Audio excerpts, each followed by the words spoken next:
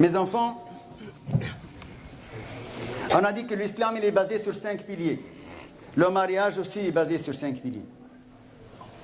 5 piliers, retenez-les bien. Le premier, c'est l'accord des deux parties prenantes. L'homme et la femme, il faut qu'ils soient d'accord.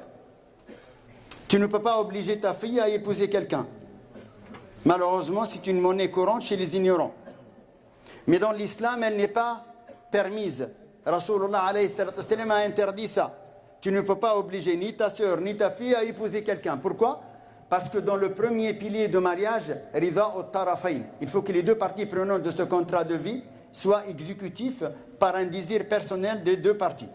Je me dois, parce que je vais construire ma vie avec cet homme-là ou avec cette femme-là. Alhamdulillah, j'ai déjà rencontré le frère et la sœur et j'ai déjà discuté avec eux. Car je ne marie jamais, presque jamais, jamais personne sans justement rencontrer les deux et voir qu'il y a, alhamdulillah, rabbil alamin, un accord entre les deux parties. Deuxième pilier de mariage, la nikaha illa biwali. Pas de mariage valide sans l'accord de son tuteur. C'est son papa. Il est là, son papa. Et c'est des musulmans. Donc, alhamdulillah, rabbil alamin, dans l'islam, mes enfants, votre sœur, elle est sous votre tutelle. Toute femme, elle est sous la tutelle de l'homme. Toute femme a besoin d'un tuteur. Et le prophète, alayhi salatu wassalam, il dit chaque femme qui se marie sans l'accord de son tuteur, فَنِكَاحُهَا بَاطِلٌ نِكَاحُهَا بَاطِلٌ نِكَاحُهَا بَاطِلٌ. Son mariage, il n'est pas valide, il n'est pas valide, il n'est pas valide 3 fois. Donc la sœur qui te dit, oui, mais moi, mon père, il n'était pas musulman parce qu'il ne fait pas la prière. Rabb al-Alamin, ton père, il t'a éduqué, il t'a nourri, il t'a travaillé pour toi. Tu grandis, tu deviens maintenant une femme qui va connaître qu'est-ce qu'il a, qu'est-ce qu'il n'a pas. Il n'a pas dormi de la nuit, il t'a élevé, et tout d'un coup, tu le zappes. Wallahi, hada laysa bi'adl. Ça, c'est pas de la justice. Le père, Allah subhanahu wa ta'ala, il lui a donné un rang particulier. Quand on est musulman, c'est lui le tuteur. Tant que le papa il est vivant, c'est lui le tuteur. Pourquoi? Parce qu'il est responsable devant Allah Azza wa Jalla. Ya ayyuhalladhina amanu qu anfusakum wa ahlikum naran waquduha an-nas wal hijara. Protégez-vous et vos familles d'un feu qui va avoir comme consommable les gens et la pierre. Donc le père, il est responsable sur sa fille. La femme, vous savez, quand elle va, Allah yahfadna, qu'Allah vous protège tous et toutes de l'enfer. Quand la femme, elle voit qu'elle va aller en enfer, elle va emmener 4 mecs avec elle, 4 rajl, 4 erguez, 4 hommes vont aller en enfer avec elle, mon frère. Wallahi. Waliduha, son papa, elle va lui dire, Ya Allah, il ne m'a pas enseigné la religion. Si moi j'ai bugué, c'est parce que je ne savais pas. Et si je ne savais pas, c'est parce que lui, il ne m'a pas enseigné la religion. Donc, Ya Allah, prends-moi mon droit de lui. En dehors de son papa, c'est son frère. Si le père, il est mort et qu'il a laissé le frère est responsable. C'est pour ça que le prophète, alayhi salatu wassalam, dans le mariage, il nous dit, Ya ayyuhalladhina am, ya ma'shar al-shabab, vous les jeunes, la bouddha que vous comprenez, man istata'a minkum al-ba'ata falyatazawwaj. C'est lui qui a les moyens de pouvoir se marier, il faut qu'il se marie parce que ça va l'aider. Mais je me marie avec qui? Je me marie avec la fille d'une bonne éducation spirituelle qui va pouvoir me donner une progéniture pieuse après moi. Et celle-là, elle n'existe que si elle a compris la religion. Donc je me dois de passer par son père si elle a vraiment compris la religion et non pas par elle si elle n'a pas compris la religion. Et je me dois en tant que mari d'être responsable sur ma femme pour l'emmener au paradis. Premier pilier, alhamdoulilah, ils sont tous les deux d'accord, il n'y a pas de problème. Deuxième pilier, le papa il est là, je le connais, on en a discuté. Troisième pilier, c'est la dot. C'est un cadeau que l'homme donne à sa petite femme.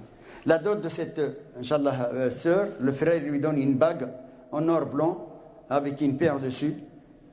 Et alhamdoulilah, rabbil alamin, le Nabi alayhi salatu wassalam, il a dit, au niveau de la dot, quand tu te maries, essaie de trouver au moins une bague métallique, même si tu n'as rien, le minimum, le RMI, le revenu minimum islamique, c'est que tu donnes une petite bague. Mais il y en a, ici, wallah, il y en a un, il est venu ici se marier avec une fille, wallah, ça n'a pas duré 2 mois. Wallah, vous savez qu'est-ce qu'il m'a dit? Je lui donne une bassine en plastique pour les ablutions et un tapis de prière. Oh! Oh! C'est qui toi? Bassine en plastique? Subhanallah. يتمسخر هذا, il se moque هذا. Subhanallah. Le mariage, c'est la moitié de ta religion. Tu payes en bassine en plastique? لأنه جاهل. Mes enfants, la dot, il faut que vous donniez le plus possible que vous connaissez. Ah oui? Wallahi. فلينفق chacun de vous doit dépenser de ce qu'il a comme moyen. Tu n'as pas les moyens, donne au moins une bague métallique. Mais si tu as les moyens, donne. C'est ta femme, Rabb al-Alamin. C'est la moitié de ta religion. Et si tu ne lui donnes pas, demain elle va dire à ses enfants dans 15-20 ans, elle dit, qu'est-ce qu'il a donné ton père?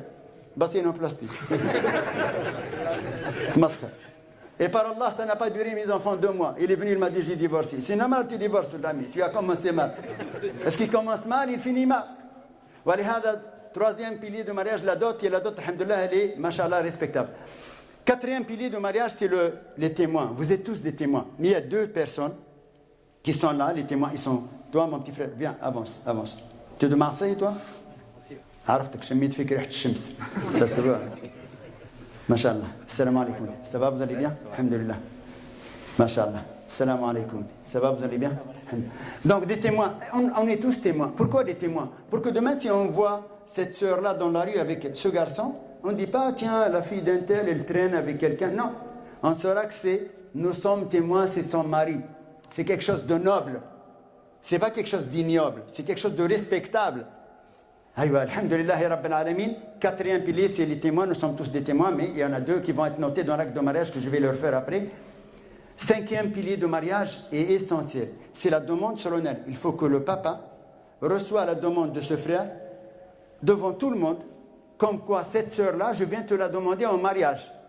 Donc à partir du moment que la demande solennelle a été effectuée au papa et que le papa a donné la réponse, je te marie avec ma fille, en disant son prénom, avec la dot qui a été convenue, eh bien, ils deviennent mari et femme quand le frère il confirme, il dit « J'accepte de prendre Foulana comme épouse ».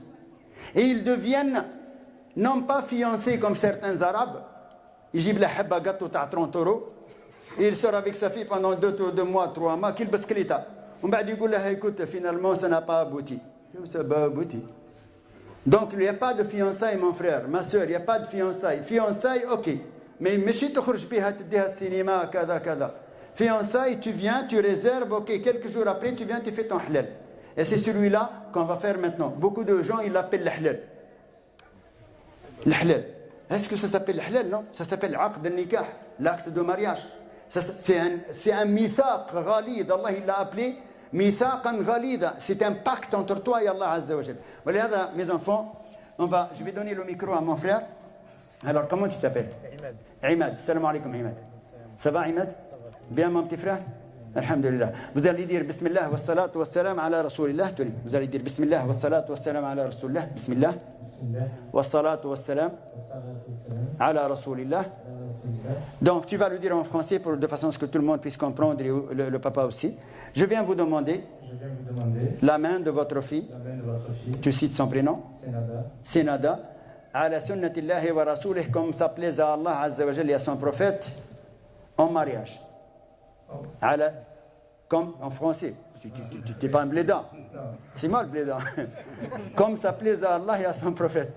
Comme ça plaise à Allah et à son prophète. En mariage. Avec la dot qui a été convenue. Avec la dot qui a été convenue.